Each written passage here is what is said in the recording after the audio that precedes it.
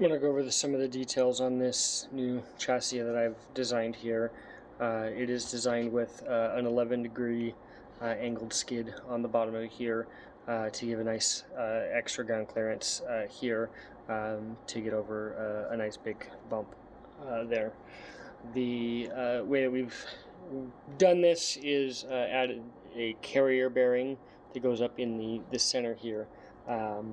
So that way the drive shaft is way up out of the way, and the only thing hanging up is the lower links here, which are way up there.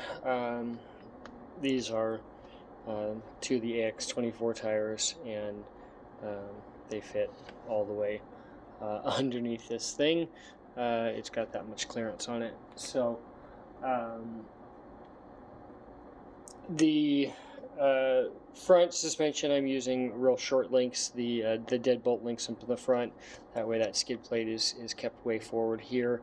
Also allows us the extra room to get that carrier bearing in there, since that takes up a lot of space inside there to get to the rear drive shaft. So we've got a deadbolt drive shaft up here, a deadbolt drive shaft here in the middle, and then a trimmed down C10 drive shaft in the back.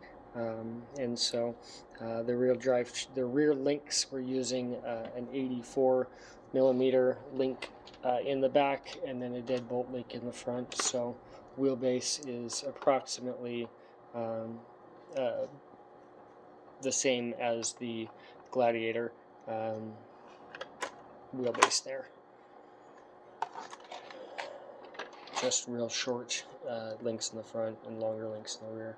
If you wanted to stretch the wheelbase slightly, I would suggest using the C10 links in the front.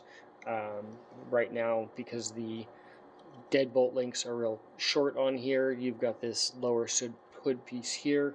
If you were to run the C10 links, I've got a longer hood piece that can get installed and goes up here in the front, but with the shorter links, that gets in the way, and you lose a bunch of up travel there.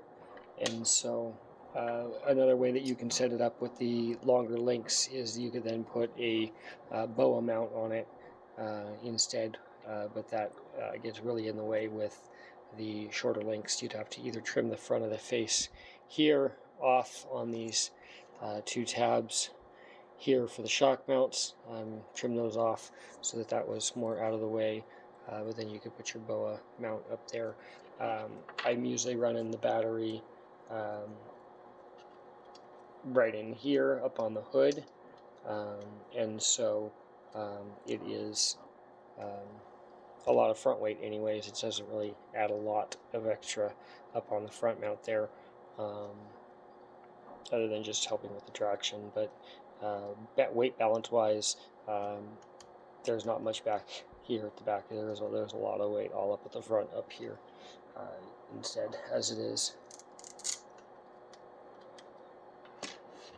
So the tires I'm running on here are the 61 millimeter Trepadors, I believe they're called, from Proline. This is them originally. And then they are squeezed and clamped in with, you cut the bead off and clamp them around on those wheels there. So